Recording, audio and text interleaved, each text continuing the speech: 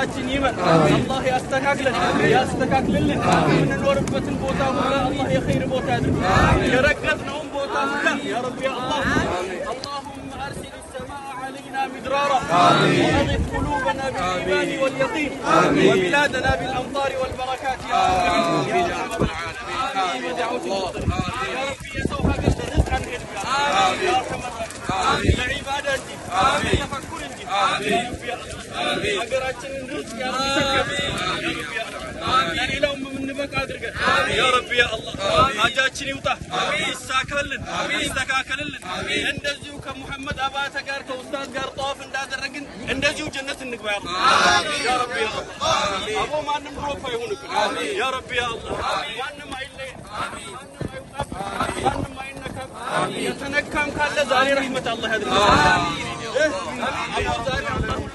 جنتي بل